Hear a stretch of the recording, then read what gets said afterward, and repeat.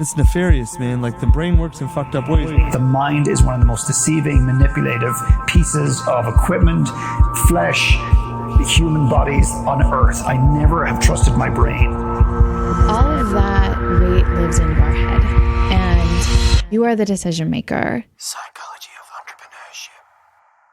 Entrepreneurship. Hi, it's Ronsley.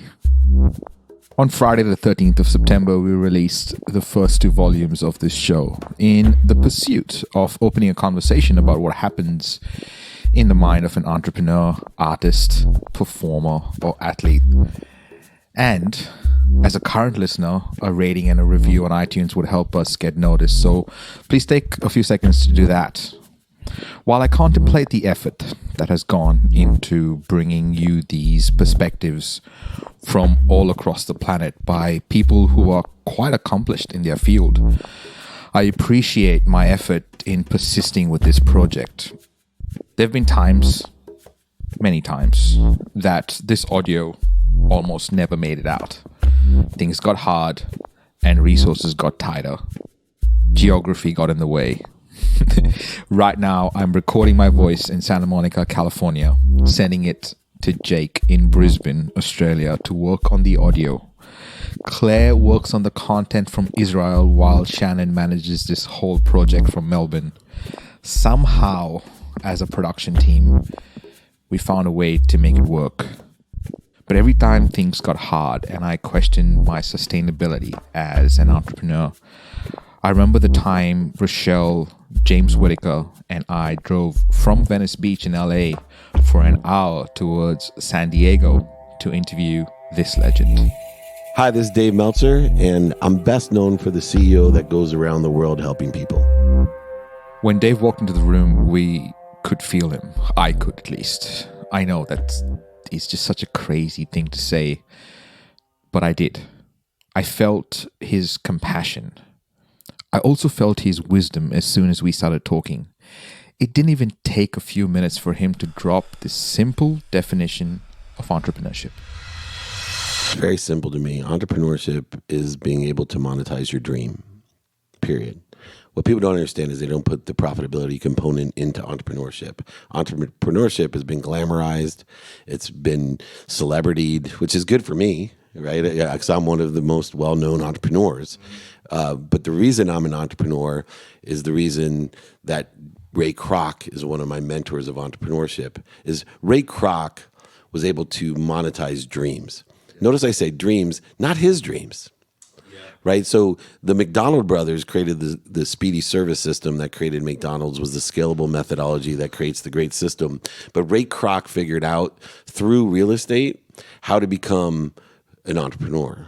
Right? McDonald's never would have been as successful as it was, and the McDonald's brothers would never have been known as entrepreneurs but for Ray Kroc. So he figured out profitability first, then he gave it purpose, and he applied what he already had, which was passion.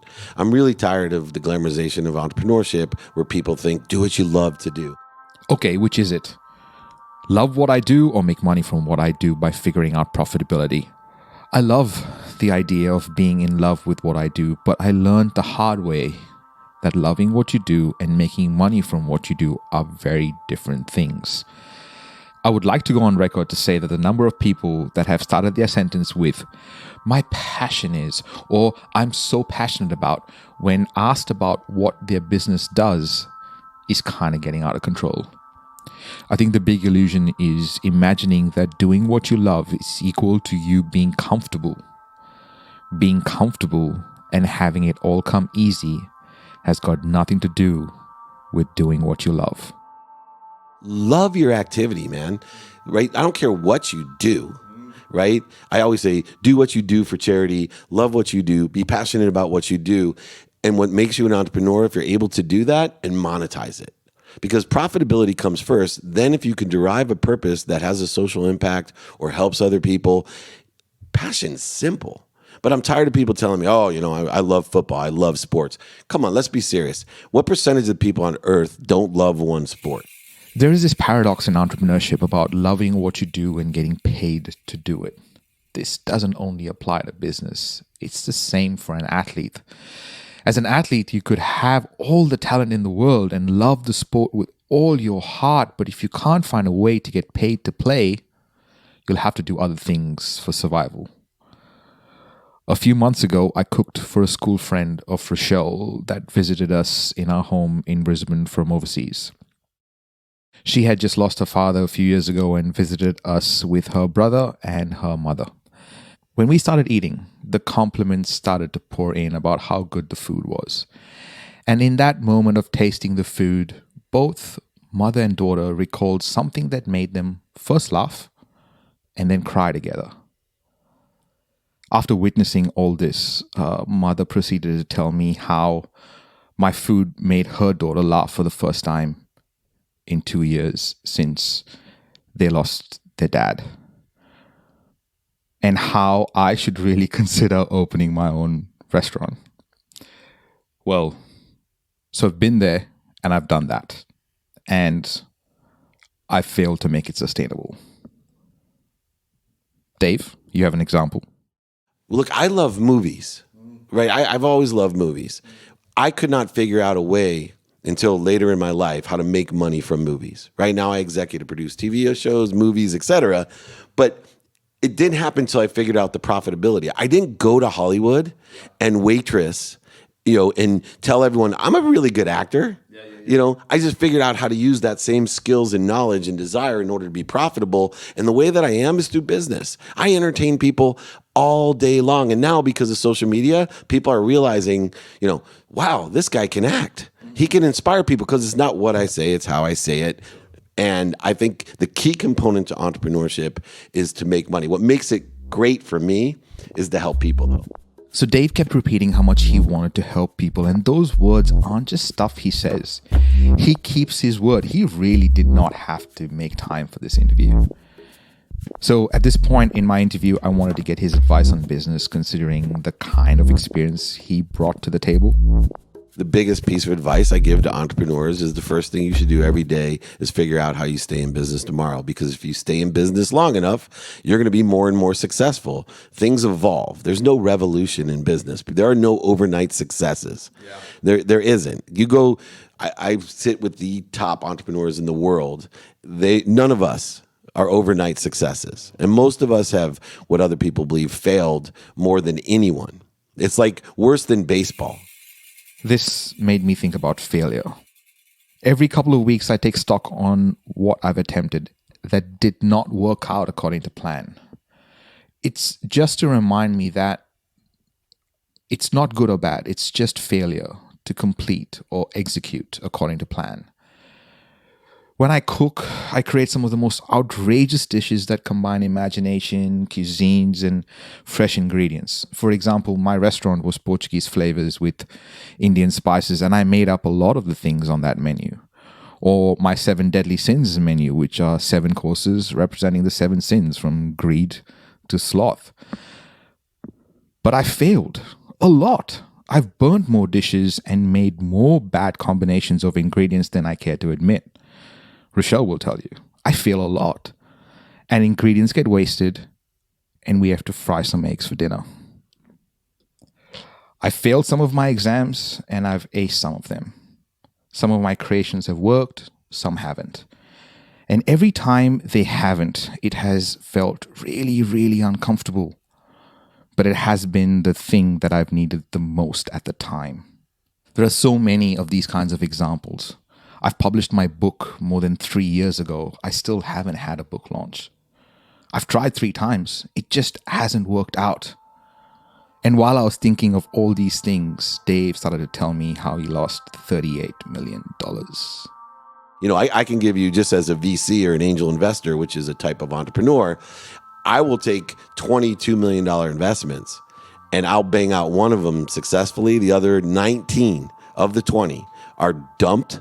So I've lost $38 million, 0 for 19, 1 for 20. But the one makes $100 million. I net, $60 million. Everyone thinks I'm a genius entrepreneur.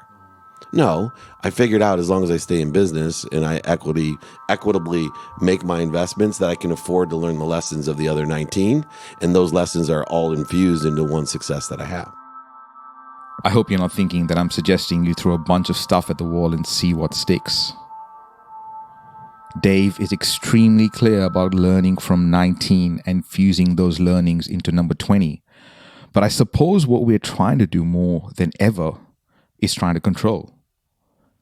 This takes me back to volume 1 with Philip McKernan, where he says, There is no greater lie that we tell to ourselves, because safety is driven by insecurity, and insecurity is driven by a need to control, and control is a fucking illusion. It does not exist, has not exist, and yet we live in a world that so many people are trying to control themselves, other people, the outcome. The constant needing to know. It's a curse, but it certainly is a blessing. It is this pursuit of finding out that has allowed us to push our capabilities past the point of what we think is possible. It is the creator's dance. I remember hearing about that first from the philosopher Alan Watts. Same way in dancing. You don't aim at a particular spot in the room. That's where you should arrive. The whole point of the dancing is the dance. Now, but we don't see that as something brought by our education into our everyday conduct. We've got a system of schooling which gives a completely different impression.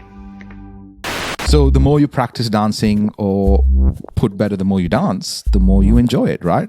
The more your body remembers the moves, and the more the muscle memory gets stronger. With Dave's business experience, what did he consider entrepreneurs should focus on most? Number one, skills. How do I get the skills in order to be the best at what I do? And the way that we do that is practice. And so my New Year's resolution still is consistency. I believe in doing things every day. And then the second thing is knowledge, right? So I got to practice what I'm doing. And practicing means that what others would call failure, I call them miracles or lessons. The more I expand, the more I challenge. I actually give an award in my business to teach skills. You know how? I go around every Friday and ask everyone in my business, what's the biggest mistake that you've made and how does it pertain to my business? And what value was it that was attributable to that era? Dave, I've heard CEOs say this, and it sounds like a great thing to say. But how could one implement that? How have you implemented that? Right? So what lessons you learned and what value? Gratitude, empathy, accountability, or effective communication. We all are in the group, so we're all learning from each other's mistakes and expanding. Then I give an award, right? I give a bonus, usually $1,000 or more, to whoever made the biggest mistake and cost me the most money. Right. Because what I want people to do, you're not trying unless you're learning those lessons. You say I have a great business mind. No, I'm experienced. Experience. Anyone coming out of university looking for their first job in a market that copies and pastes job ads, asking for a minimum of 2 years experience for a beginner's role, knows exactly what I'm talking about when it comes to experience. Do you know how much I earned before taxes in my first full-time software engineering job in Brisbane? $38,500 for the year. I had a master's of software engineering. What I did not have, though, was experience, which is what I needed. I'm experienced. I lost, a great business mind would not have lost over $100 million in real estate. It wasn't because of the decisions I made. It was the assumption that I made behind the decision, which comes from the lack of knowledge, which comes from a lack of mentorship. Radio, TV, print, podcast, human mentorship. I thought I was Midas because I always was successful, and I was afraid, my ego, afraid to ask for help. Now, it's the exact opposite. I only ask 2 questions in my life to be successful now. 1, how can I help you? How can I be of service? And 2, how can you help me? Do you know anyone that can help me? Those 2 questions will change your life. And I understand time and activity. I understand time and activity with a lens of productivity and accessibility. How am I most productive during the day, which is why no one ever gets enough time to interview me. And 2, accessibility. How am I still accessible to you? And 2, how am I accessing the information that I need to learn the lessons or the miracles for the future? How to stay in business, how to make more money, how to help more people, and most of all, how to stay inspired. Because it doesn't matter in the end, as long as I'm inspired, in the end, all my goal in life is to open my eyes and be happy till the time I close my eyes. Well, I suppose it all comes down to happiness, doesn't it? I wonder what else Dave practices regularly that made him this happy chappy that he is. I was not a big meditator before, and then losing everything brought a great enlightenment to me that maybe I was doing things the wrong way. And so I wanted to live in a place of peace. And so I started to meditate to find my center, to find peace. That idea of I want to live happily when I open my eyes till the time I close my eyes. Well, what I've learned is trajectory. I have a very keen sense of my trajectory towards my potential. So I take usually 3 things that I prioritize. Sometimes, for example, it could be my relationship with my mother. So the trajectory is how can I live closest to the potential, the truth of my relationship with a person that I'm going to choke up talking about her, but means so much to me. So when my relationship with her is not good, I'm not happy. So what I do is I make a direct trajectory towards that potential. And every single day, I give a minimum amount of time. And in my mom's case, it was only 1 minute. I know she doesn't like to hear this in all the interviews, but I give my mom a minimum of 1 minute a day because I realize if she knows that I love and appreciate her, there's no problems in our relationship. When she feels a loss, a fear that I don't love and appreciate her, that I'm prioritizing TV shows and podcasts and interviews over her, she starts projecting and making me do silly things and things I don't need to do and making me feel bad or trying to. I can only make myself. I'm not sure you caught that, but what Dave just said there is important. The fact that only he can make himself feel bad. I think that's important. Well, back to Dave and the importance of peace. So when I go off of that trajectory, that void, and what happens is the faster you vibrate, I knew we'd get there, the faster the trajectory. So people that are at a low vibration, they could be off trajectory for a long time and never see big effects. But for me, I'm vibrating really fast. So I have to be very careful because yes, I can manifest things quickly, directly towards my potential quickly. But imagine if I'm only 1 degree off where I end up. In big mistakes like losing $100 million. So what I've learned is that peace is important because the minute my ego gets in my way, the need to be right, the need to be offended, the need to be inferior, separate, superior, the need for guilt, which is my mom, right? The need for guilt, the need for anxiety, hate, attacks, anger, frustration. Whenever I have an emotion that's not aligned with the truth, gratitude, forgiveness, love, peace, I immediately stop.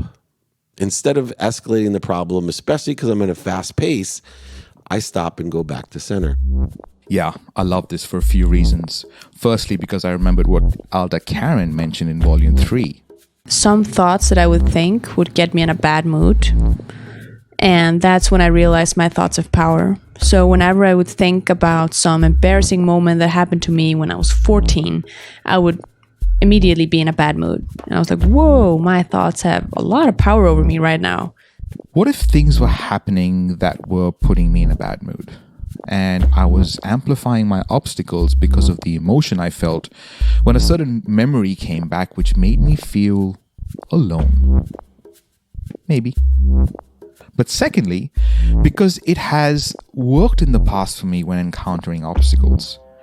A deep breath has saved me more often than not, and I just need to remember that. I just need to remember to breathe when everything goes haywire. I have surprised myself a lot in those moments because I get a solution from the most unexpected of places. What this area in between my hands is called is void, shortages, obstacles. What it's really called is scarcity. It puts faith in what I don't have. And guess what happens when we put faith in the wrong place? We get the wrong things, right? We get exactly more of that. So faith is really important because it's more than just a religious context to me. Faith is that trajectory of inspiration in which I can actually facilitate my potential. Knowing that infinitum, that everything lives infinitely. Time lives infinitely to me. Space lives, matter is infinite. Well, my potential is infinite. And I know that my human perspective cannot even fathom my potential. So only thing I can do is accelerate my trajectory towards my potential to see how closely I can get to infinitum. Knowing that infinitum, that everything lives infinite.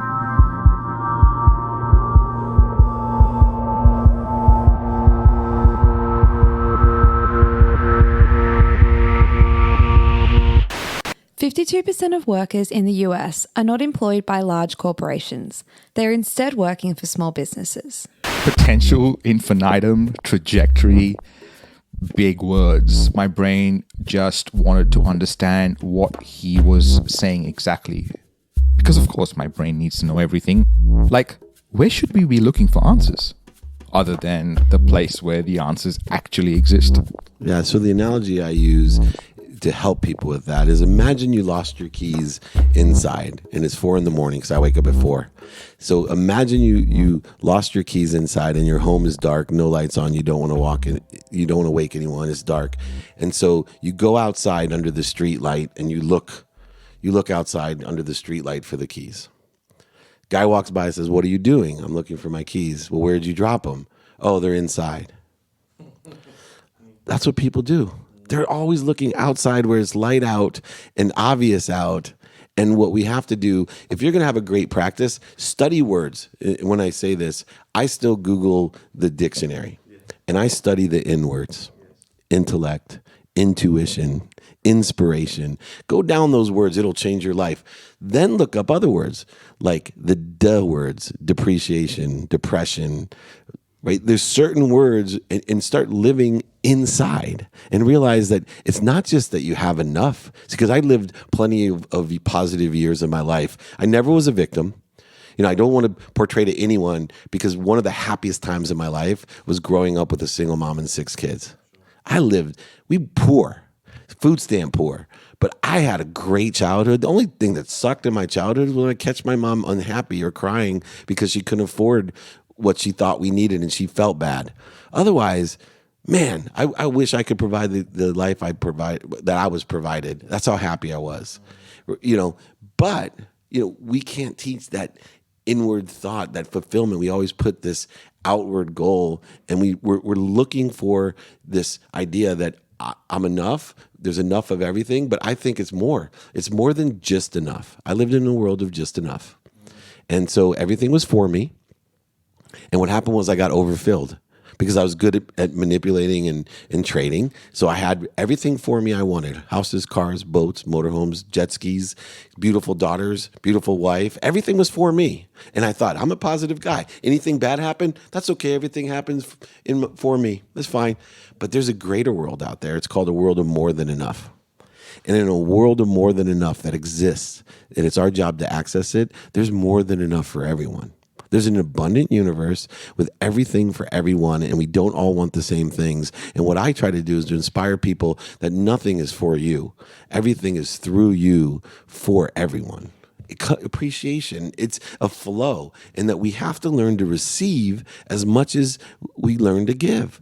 This flow of coming through me of more than enough is the key to life. I've been to Kenya, where I opened those community centers last year. They live in a world of more than enough. You know, and I have a friend, $40 million home in Newport Beach. He lives in a world of just enough. I always need more. Not me. I live in more than enough for me, and I want to give it to other people. When we come back, the statement that made L'Oreal lots and lots of money.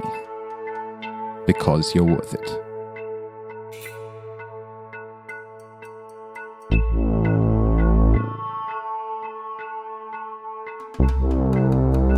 Psychology of Entrepreneurship.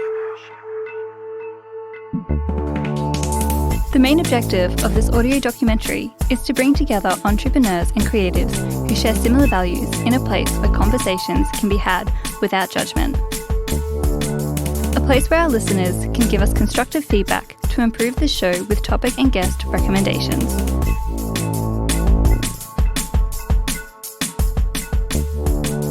For access to this space, go to mustamplify.com/POE and click the button.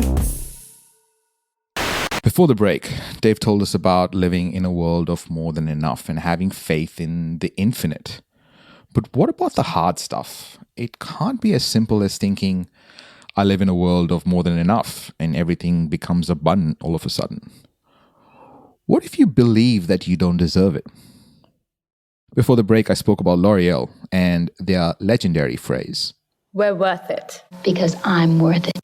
I'm worth it. In the 70s, the women's rights movement descended into the streets. But advertising had not yet given women a voice. Their husbands did the talking for them.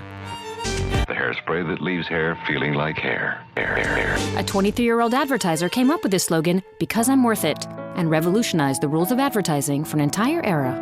I use the most expensive hair color in the world, preferenced by L'Oreal. Some of the women, it might have been, I don't remember if it was Heather Locklear or whether it was Andie MacDowell, at some point someone said, I'm not sure if I'm comfortable saying I'm worth it. I mean, it's okay, but I want other women to feel like they're worth it too. You're worth it. Ever since, this baseline has been a constant for women, encouraging their independence and fulfillment. You can be feeling down, a little insecure, and just feeling like a human being sometimes, because we all have our moments, and maybe watch that commercial and realize I am worth it. As strong and meaningful as ever, this baseline still conveys the same values of respect and recognition. In many countries in the world, the reality that women are worth it is a battle that must still be fought. L'Oreal was valued at $13.6 billion and identified as the most valuable beauty brand. I know for a fact that I haven't felt worthy quite often. So, I look always within my own self, and one of the biggest tragedies that I've had to overcome was understanding my own worthiness. Right? So worthiness is the key to the imposter syndrome, is if we can understand how worthy we are and be honest with ourselves that we're imperfect and we're perfectly imperfect.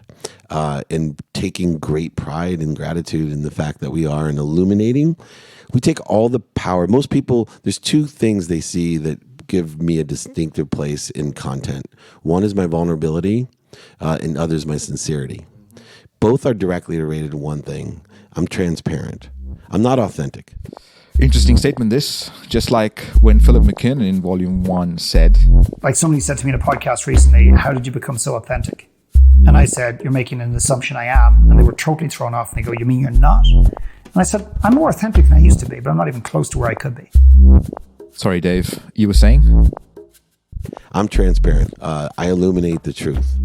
Authentic is coming up with your own ideas and sticking to your ideas, but I think it has hypocrisy truly tied to it, and the energy of it doesn't always translate. We feel like I'm living my authentic self, but because of imposter syndrome, like you said, I feel like a fraud because I really can't live to an authentic self. But what I can live is a transparent self. Right? Being able to say, I did a great video the other day where I came up with these great philosophies. I'm like, but I sound like a rabbi, but I was like, but in the end, I may be wrong.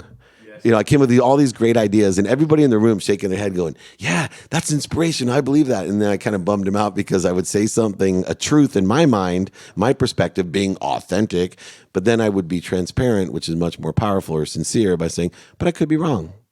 Right? I could be wrong. And what the interesting thing that most people don't understand about the combination of transparency and vulnerability is that those two things together make me invulnerable. People appreciate my vulnerability and my sincerity, my transparency. They appreciate it. It adds value to their life. But what they don't understand is you cannot attack vulnerability. Hold on. You can't attack vulnerability? What are you going to say when I tell you at the very beginning of a business meeting, just before we start, I want to let you know that I'm probably one of the biggest business idiots you've ever met. I don't think you've ever met anyone that's lost as much money in real estate that I had a portfolio of over $100 million, and I lost it all.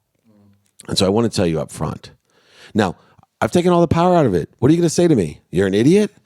You're a bad businessman? Nope, I've already told you. It's amazing, right? But what happens to people? They try to be authentic with their ideas, not transparent or sincere, and we get involved in the business ideas, and maybe 2 months or 4 months into the business deal, you Google and find out, oh my gosh, this guy lost everything. Now, authentic doesn't work anymore. Transparency and sincerity does. Vulnerability does. Not authentic self. I could be my authentic self today and not illuminate all the idiotic things that I've done in the past. But I like to be transparent and sincere about, here's what I've learned. And the reason that it happened was I made a bad assumption. I still tried to do my best. To be honest, I try to do my best every day. And there are days that my best isn't good enough. Do you know how I know? Someone will come and tell me. And at that point, I have to decide whether that person is saying what to me is truth or not. Don't give anyone the permission to steal your inner peace. You know, I've done all these great things for charity along the way. And yes, let me tell you this about all that I did for charity in the past. It was for me, to make me look good. And it came with different contingencies on them. And I looked for something back. And I always offended people, I was offended by people, including my own family, who I made it out, oh, I bought my mom a house and a car. Yes, I bought it for her because I loved her and I wanted her to have, but I also wanted to have that stigma. Right? I wanted my brothers and sisters who all went to the Ivy Leagues to say, he was right. He didn't have to study as hard as us. He didn't go to Harvard, and he has way more success, and he's way more happy and successful than mine. And it was BS. Now, you know, my biggest joy is my siblings' success. This reminds me of Tucker in Volume 4. And a lot of people convince themselves it's about mission when really it's about, I'm going to show daddy or whatever, right? The thing with our truth is everything can be justified. We do things for different reasons. I used to do things because I didn't want to sit with my uncomfortable emotions for long enough. I used to think I wasn't emotional, but I'm very, very emotional. You don't want to attach your emotions to the end. I attach my emotions to the inspiration to get me the farthest that I can go towards infinity. I used to attach everything to an end, to happiness. When I'm rich, I'll be happy. When first $1 million, when I buy my Ferrari, I'll be happy. When I buy my motorhome, I'll be happy. When I buy my mom's house, I'll be happy. When I get married, I'll be happy. When I have my children, when they graduate high school, I'll be... No, not anymore. It's, to me, I am happy on the pursuit of my potential. In fact, that my definition of happiness is the enjoyment of the consistent, everyday, persistent, without quit pursuit of my potential. That is happiness. And that's what I want to be from the time I open my eyes till the time I close my eyes. And there's 4 values that get you there. If we are looking for the key to happiness, then for someone like Dave Meltzer, being happy is about constantly being on the pursuit of his potential. What is happiness for you? And how could you define that happiness from a place of continual improvement, like dancing? What if there was no end point? What if selling a business for millions is only step 1? What if it was all just bigger than you? But to make an impact on something bigger than you, one would have to argue that you have to first put your oxygen mask before you help anyone else that you think might need the help ever so more urgently than you do. Sorry, Dave was telling you about the 4 values that get you to pursue your happiness. Gratitude gives you perspective. Forgiveness gives you peace. Accountability gives you control. And finally, effective communication, which is a duality of, number 1, cleaning your connection to that which inspires you so that you can allow the inspiration to come through you for others. That's the duality. Being effectively communicating 2 ways, through. And if I can empower others to be happy, that forget social media, forget TV, which is still the best way to communicate to people, even beyond social media, more people will listen, person to person through inspiration. That's why the number 1 influencer in the world today is the same number 1 influencer years and years ago. And whether you believe in him or not, because I'm not a religious person, Jesus Christ is the number 1 influencer in the world because it's person to person. And he doesn't have a TV show. He has empowered others to empower others to inspire. What truly Jesus represents to people is their higher selves. What's that? Their potential. So believe it or not, what's the biggest influencer? People's potential. Have you ever wondered what you are truly capable of? I mean, not like when someone betrays you and you think to yourself, if they only knew what I was capable of. What makes us stop short of our true potential? I mean, every time I think I can't do something and it seems impossible, the closer I get to attempting it, the more I realize that possibilities of what I thought was possible is totally endless. And I haven't even scraped the tip of the iceberg. I promise you, I never thought I belonged on the TEDx stage until maybe 3 days before the talk. Couldn't have imagined that I would be a published author. or cook for someone's wedding in an art gallery, or have 2 master's degrees. I feel like I was selfish in my pursuit of these goals because I think I pursued them only to feel a bit more legitimate. And there was a bit of fear in the pursuit of all these goals. But what could I do that allowed others to discover their unlimited potential? And then Dave started talking about his football career. For me, it's when I reach closest to my potential is my success. So ironically, my football career is one of those times when it was a long period of sacrifice, work, enjoyment of the consistent, but to, at 22 years old, to still be playing football in college, I self-admittedly am an average third Division III football player, but I was defensive captain on my Division III team that won our division. I wasn't All-American, but I came closest to living to the potential that I had in football. And so any other time in my life, I think today, having a very active, efficient, effective life, one that's productive and accessible, the other area that I'm most proud of is I'm very close to my potential as being a father and a husband. A father and a husband? Wait, all this while when I was thinking about true potential, by no means was I thinking about being a great husband or son or brother or friend. I think sometimes you get invited to walk into a room as the mentor that will impart all this wisdom. And then you realize that you've never stopped being the student in the first place. While Dave spoke about being a husband and a father, I picked up on a hint of regret and wanting to make things right. In a way that makes him redefine what coming close to his potential looks like. I wasn't there before, but the things that I'm doing today, considering all that I help people, that in proof is yesterday where it was a holiday, President's Day here in America. My son went out to lunch he went to the NBA All-Star game with me, and I flew my daughter in from Tulane and all this stuff over the weekend. But my wife was explaining to my godmother that she was the great aunt of him, my 8-year-old. And he said, "Oh, you're my great aunt? That's awesome because I have a great daddy." Right? So 8 years old, I'm not there, so I'm choking up. That to me, I'm doing close to my potential. If you can, my kids don't listen to me, but they watch me. And if all 4 of them would think that I've been a great dad, man, that'll be even better than the football side. The intent of this audio series was always to change perspective and to help provide an unbiased view of what conversations needed to be heard, however difficult. Do you know how this all started for Dave? This is the start of his TEDx talk. I grew up a little differently.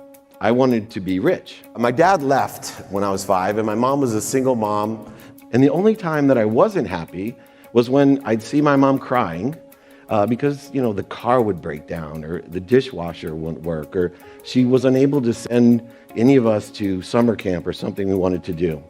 And I just thought to myself at that time, I thought, wow, if I could just be rich, then not only would I be happy, but I could make my mom happy as well. Psychology of Entrepreneurship. I interviewed Dave because he is the CEO of Sports One Marketing, one of the world's leading sports and entertainment marketing agencies, which he co-founded with Hall of Fame quarterback Warren Moon. He is a Forbes top 10 keynote speaker, an award-winning humanitarian and 2-time national best-selling author. Dave is the sports business analyst on CNBC Fast Money and ESPN Radio. Dave is the business sports analyst on CNBC Fast Money and ESPN Radio. He is an entrepreneur, friend, husband, and father. Coming up on the Psychology of Entrepreneurship. Dr. Doug Brockman. I have 2 PhDs. I have a PhD in organizational business psychology and also a PhD in clinical psychology. Is we often don't feel the reward because we're on to the next thing and on to the next thing and on to the next thing. But as we drop out of that intense state of hyper-focus and you come back, there's an opportunity for driven people to really have a different way of being in the world. If I really give up all of my fear, I won't be successful. That is the farthest thing from the truth.